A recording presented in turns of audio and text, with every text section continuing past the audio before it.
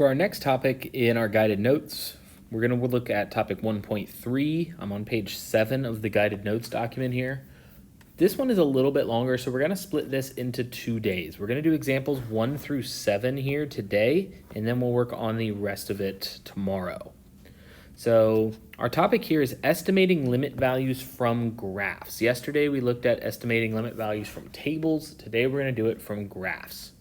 Before we can get to that, there's a few definitions we need to know first, and that's limit notation and one-sided limits. So if we want to find the limit of a function as x approaches some value of c from the left-hand side, the notation we'll use for that is the limit as x approaches c, and there's going to be this little negative sign right there of f of x. So that negative sign is telling you that we're only looking at it as we approach that x value from the left-hand side. And then similarly, if we're only going to approach it from the right-hand side, we would use the limit as x approaches c, and we'll have a positive side there. So the limit as x approaches c on the positive side, that's going to be the right-hand side of the function f of x. So anytime you see that minus sign or that plus sign with whatever value x is approaching, that's just telling you we're only looking at the one-sided limit. We're not looking at it as we approach that x-coordinate from both sides. It's one side or the other. And then if we take those two left-handed and right-handed limits and they come out to be the same number, so if the limit as x approaches c from the left of f of x is equal to the limit as x approaches c from the right of f of x, then that means that number that it's approaching is the limit of the function. So then the limit as x approaches c of f of x equals L, whatever that number is. If it's approaching two different values from the left and from the right, then that will be a case where the limit does not exist. So not all functions have limits. If it's approaching different values from the left and from the right, we'll say the limit doesn't exist. So let's look at example 1 here. We have this graph. So you can see it's kind of a graph of two different functions. There's a linear piece with a slope that looks like it's a slope of 1, and then there's a hole in the graph, and then it kind of jumps up to another point, and then it's kind of a constant function at y equals 2 from that point forward.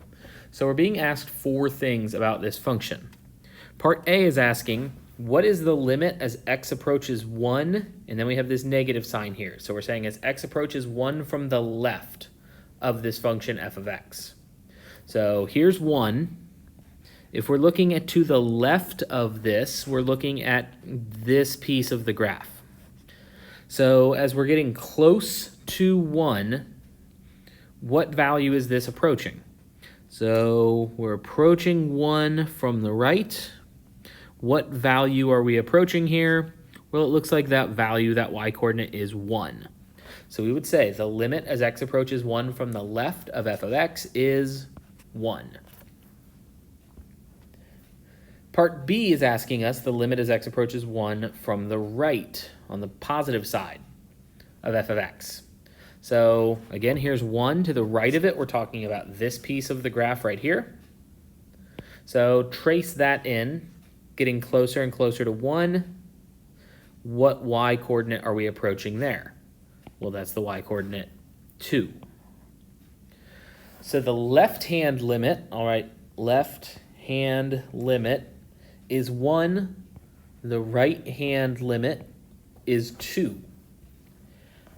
Part C is asking us, now take the direction out of it, just what is the limit as x approaches 1 of f of x? Well, because it's not approaching the same number from both sides, from the left it's approaching 1, from the right it's approaching 2, we will say the limit here does not exist. The limit only exists if it's approaching the same thing from both sides. So the limit here does not exist. And then part D is asking us, well, what actually is f of 1? So what is the y-coordinate of the point at x equals 1?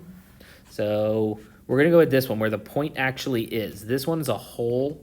We cannot consider that one. We have to go with the point. So f of 1 actually is, what is that y-coordinate? 2. So the left-hand limit is 1, the right-hand limit is 2. Because those aren't the same, the overall limit does not exist, and the function value at 1 is 2.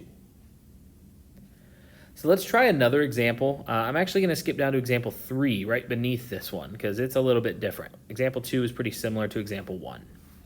So in example 3, we have a graph where it looks like it's almost like an absolute value function, a V shape, but there is a hole at the top of the graph, right at that point of the V shape. So part A is asking us the limit as x approaches 1 from the left of f of x. So again, right here is 1. To the left of it over here, as we're approaching 1, what value are we approaching? What y coordinate? Well, we're approaching 1 there. So the left-hand limit here is 1. Part B, to the right of 1, what are we approaching?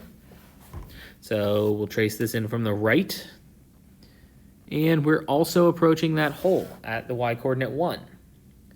So this time, the left-hand limit and the right-hand limit agree. They're both approaching 1. If the left and right-hand limit are the same, then that number is the limit of the function.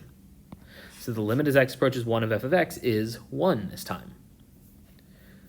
And then part D, what is f of 1? Where is the point at the x-coordinate 1? And there's actually not one. There's just a hole here, and there's no point. So f of 1, we would say, is undefined. So the function is actually not defined at 1, but it doesn't have to be. We're just talking about the limit. It's still approaching the y-coordinate 1 from both sides. All right, so at this point, pause the video and try examples 2 and 4 on your own. They're fairly similar to examples 1 and 3. Just see if you can try to evaluate the left and right-hand limits. So please pause the video, try these, and then press play when you're ready to check your answers. All right, let's see how we did with example 2. So part A is asking the limit as x approaches 1 from the left of f of x. So here's 1. To the left would be this piece over here. As we are approaching 1, we're getting close to this hole in the graph at the y-coordinate -1. So the left-hand limit here should be -1. For part B, the right-hand limit as x approaches 1 from the right of f of x. So we're on this piece of the graph now. As we are approaching 1, we're approaching the y-coordinate +1. So because those are not the same, the left-hand limit is -1, the right-hand limit is 1. The limit as x approaches 1 does not exist. It only exists if we're approaching the same number from both sides. And then what is f of 1? Where is the actual point at 1? Well, there's 2 of them here. There's a point here at 1 and a point at 0. So f of 1 could equal 0 or 1, which, if you remember some stuff from pre-calc and algebra 2, means this is actually not a function. It fails the vertical line test. There are 2 points on the same vertical line. So we actually shouldn't really be using function notation at all here because this isn't actually a function. And example 4 is pretty similar to example 3 that we did together. The only real difference is there is a point down here now at x equals 1. So the limit from the left, we're still approaching this hole at 1. The limit from the right is also approaching that hole at 1. Since it's approaching the same thing from both sides, the limit of the function as x approaches 1 is 1. The only difference between this one and example 3 is this point. There is actually a point at f of 1, and its y-coordinate is -2. So f of 1 is -2 here. So hopefully you did okay with those. If you have questions, make sure you're asking them either in the live meeting or emailing me. But for now, we are going to go on and do examples 5, 6, and 7 as well. So if you flip over the page, we'll go on to the back. It does say there's a QR code there for videos explaining problems 1 through 4. If you would like another explanation there, that is available to you through that QR code. We're going to look at 5 through 7 here. So with example 5, we have this kind of like half circle almost, more of an oval, I guess. It's asking us in part A, the limit as x approaches 0 from the left of f of x. So here's 0 as we are approaching from the left. So we're coming from over here. What y coordinate are we approaching as we get close to 0? Well, that looks like the y coordinate 1. Then for part B, as we approach 0 from the right, so from the right, getting closer and closer to 0, it looks like we're also approaching the y coordinate 1. Since the left and right hand limits agree, then the limit as x approaches 0 of f of x is 1. And then finally, what actually is f of 0? What is the actual y coordinate at 0? And it looks like in this case there's no hole, there's no asymptote or anything. It is just 1.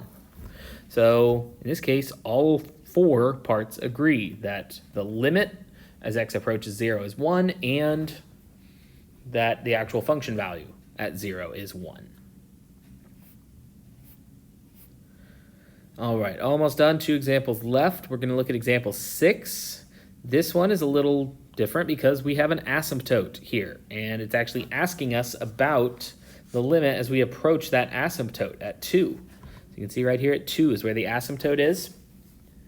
So what's going on with this function as x is approaching 2 from the left? So on the left-hand side of this asymptote, we'll just trace the graph. As we get closer and closer to 2, what is this graph actually approaching? Well, it's going down and getting steeper, so it's just going to keep going down forever.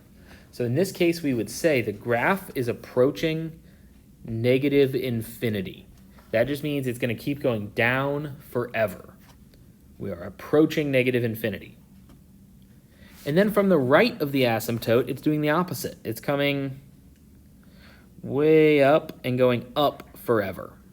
So it's approaching positive infinity from the right. Well, do the left and right hand limits agree here? From the left, it's approaching negative infinity. From the right, it's approaching positive infinity. Since the limits don't agree, the limit of the function as x approaches 2 does not exist. And then the last part, f of 2, is there a point at 2? Well, no, there's just an asymptote. So f of 2 is undefined. And then finally, example 7 will be our last one for today. So again, we have an asymptote at this time negative 2, and that's the point we are looking at the limit as we're approaching.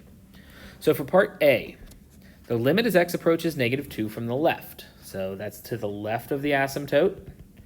And just like in example 6, this is going down, down, down, down, down forever. So we would say it is approaching negative infinity. But what about from the right of the asymptote? That side is also going down, down, down, down, down forever. So that is also approaching negative infinity. So in this case, the left and right hand limits do agree, but it's kind of a weird situation here because they're not actually approaching a number. They'll just continue going down forever. So in terms of an actual limit, is there a limit to the value of this function? Well, no, there's not, because it's going to keep going forever. A limit is just what it sounds like, a limit that it would eventually reach and stop. In this case, it doesn't. There is no limit because it just keeps going forever. So even though the left and right hand limits agree here, because they're not actually approaching a specific point, we will still say this limit does not exist. And then finally, f of negative 2.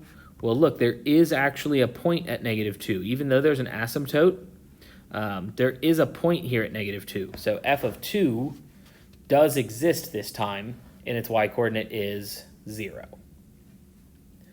So that will do us for today. We'll continue looking at limits by using graphs tomorrow, and then you'll have a homework assignment on Delta Math this week where you're going to be trying to find limits using both tables and graphs.